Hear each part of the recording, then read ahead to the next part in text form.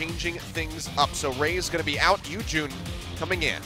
Yujun coming in for, I believe, his 4th game so far. You can see his champion pool. Hasn't been much. He has been able to evolve. He had some nice moves last time out on the Sejuani. He was in the right spot. His first game on the Lee Sin. Struggled pretty heavily to read the pace of the game. Takes a lot of time to step up from solo queue jungling to jungling at the LCK level. Feels like a new game, more so than any other position. But wait, there's more. Okay, so even changes on the other side of the rift with Kingzone Dragon X. We will be seeing Khan today, so they've decided to field him after resting him for game 1. Shows everyone at home that he's still in good spirits.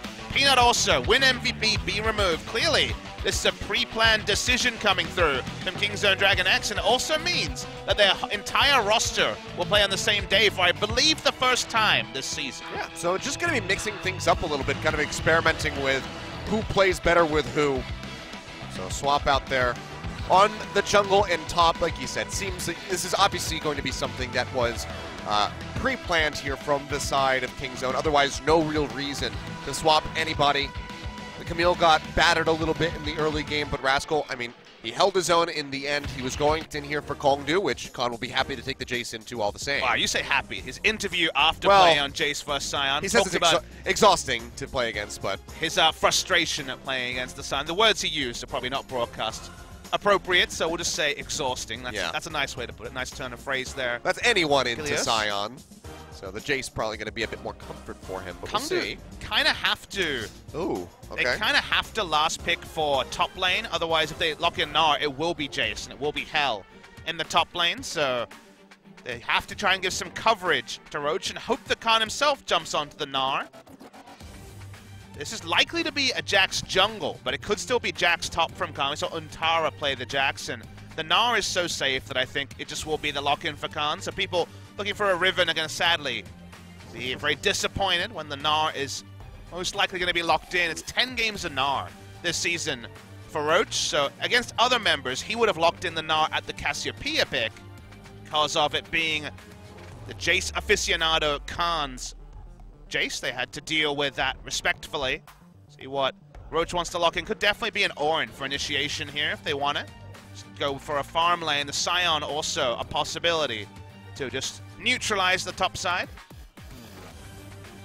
Taking their time with this one, running down the clock, and seems like Sion might just be coming back out. So Roach moving away from the Gnar. Seems like now he's just going to be playing nothing but the Sion moving forward.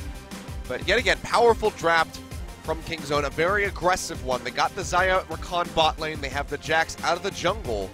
A lot of gank potential with the amount of lockdown in the bottom side and in the mid lane with that rune prison. It feels like Ryze has more options than ever against Cassiopeia, but it's still a Cassiopeia lane where she can overtake. So early intervention in the mid lane will be something to watch for. I believe Kongdu wanted to disrupt the very standard Ryze 1-3-1 play, and at least Sion being able to stay competitive with Gnar for a long time might delay the 1-3-1 shenanigans from coming through on the side of Kingzone. But then there's Xayah Rakan, so what sort of interaction will there be in bot side? Feels like it'll be an evolving game where in the early game, bot lane or mid lane could be very high action as teams try to cement a lead in what is seemingly some pretty even matchups. Should be a fun one to watch as long as Kongdu can stay a bit more robust in the early game than they have been able to recently. Yeah, they need to find more opportunities where they don't have to invest full 5 members into killing somebody. So that way they can try to maintain their objectives, not lose those turrets on the rotation from Kingzone. Yujun in the lineup as well will alter the shot calling now that Raze is no longer there. Yeah. As the experienced shot caller, so fun to see Prey and Gorilla, the most beloved bot lane in the world, jump on the Lovers duo. They are, of course, 4th year as a duo. Let's see how they can do here against Kongdu Monster. No duo more fitting for it indeed. Let's see if they can deliver or if Kongdu... Gnar when he's not in Mega Gnar form, so just waiting for a bit of extra harass there. We talk about this matchup, and we've had Ryze versus Cassiopeia through many reworks on both champions for years. As holding the point, Cuzz is topside. Maybe the gank coming through, Counter-Strike, gets the lockdown, they have the red buff, one more hit'll do it, and that'll just be a very easy first blood coming through. Roach gonna get punished as he tries to pick up some minions, but that's about all. Chip thing coming through from Khan is that's the time to all in when the penalty is highest. If you all in a Ryze and he goes back and buys a tier, you're like, okay, I didn't really achieve anything here. If you all in a Ryze before he has an item, it's a victory. Same story with Sion as he hits level 6, so that gets a relatively much larger advantage for Khan than in other parts of the laning phase. Already ahead by 12. Exhaust going to come down here on a Prey. The Devourer comes in. They'll spit him out, and he takes a ton of damage. Why you go for the boots to rush top side. Very nicely done by the side of Kingzone.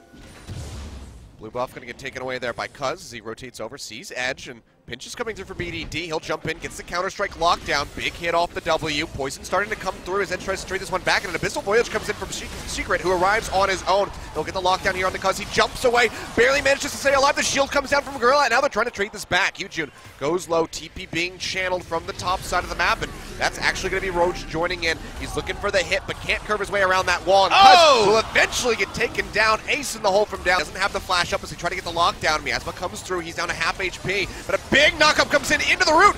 Petrifying Gaze does catch them off guard as Prey takes a major chunk of damage, and Roach approaches in from the sidelines, but BDD, he chases down Yujun. He takes him out. No smite available there from the Sejuani. Kingzone, they take a bit of damage, so maybe can't go for the Baron yet, but they at least find a fight, and they go ahead and equalize that kill count. I mean, the fight was started by Kongdu, but it started in the mid lane where it's such narrow terrain that actually being able to profit off of a Glacial Prison is difficult. It's so easy to disengage in mid lane, so the defender's advantage is there for Kingzone. And now they're pushing up the turret. There's the goes Gnar. in deep, tries to get the wall up, and the Devourer is there. Meanwhile, BDD wraps around from the back line. They get the lockdown there on the Secret, pops that shield, pops the flash, and gets himself out safely as the turret does fall. BDD jukes to the side, doesn't get hit by the Decimating Smash. Cuzz goes in. Counter-Strike in onto Edge, but the follow-up isn't there, and Kingzone just want to back out. They're trying to trade back the damage. Get the pop there onto BDD. He gets a shield. Prey gets the root, almost takes down Edge. Barely manages to wiggle his way out back underneath the turret, and it's just going to be a full-blown retreat here from Kingzone. Happy with the objective, happy to make it out without dying at all. Definitely all the cooldowns being used on Cuzz gave so much room for the rest of Kingzone to play aggressive in a manner that hasn't been available for 10 minutes. You're trying to make a gank work in mid lane. By the time the ult and the miasma hits, Cuzz can just leisurely walk into the turret. Their cooldowns are down. The re-engage is possible for the side of Kingzone and BDD. Very nice Realm War moment of the past 6 minutes, so they know no wards have been put there. Another attempt at an all-in. This time flashes down for Khan. Nearly has that Mega Gnar ready to go. They'll hit him with a Decimating Smash, get him locked in. He transforms, gets a wallop, but actually will die. Took them 3 different attempts, but they finally kill the Gnar. But this time, it's a great time in the game. It's as Baron is about to spawn, so the inevitable Baron for Kingzone may still come, but it's going to be heavily delayed because they can't take it off spawn. And this will, at minimum, get Kongdu Monster some control around the Baron that was impossible until Gnar went down. Well, Kingzone, they're trying to respond by killing Yujun for these inhibitors. I'm not sure that there's much that Kongdu is going to be able to do to stop this.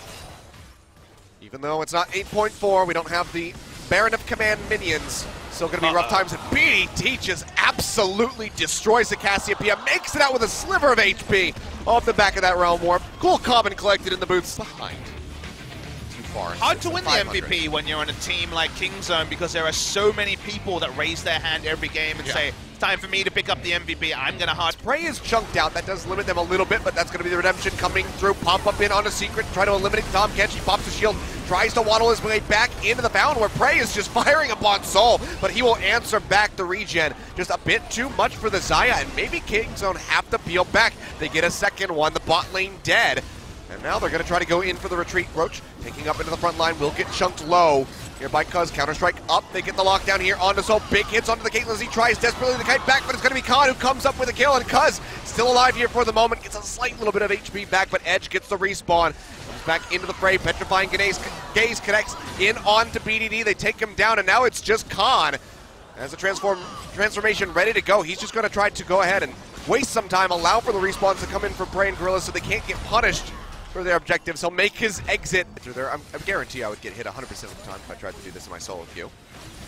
Gonna try this at home. Flash forward, BDD just absolutely destroys Edge. And that is going to be looking like the end of the game. Gorilla goes in deep, gets the shield, and gets a pop up there on the Yujun, sends him back to the Fountain. Roach tries to make his way there, but he'll get cut down. Decisive call.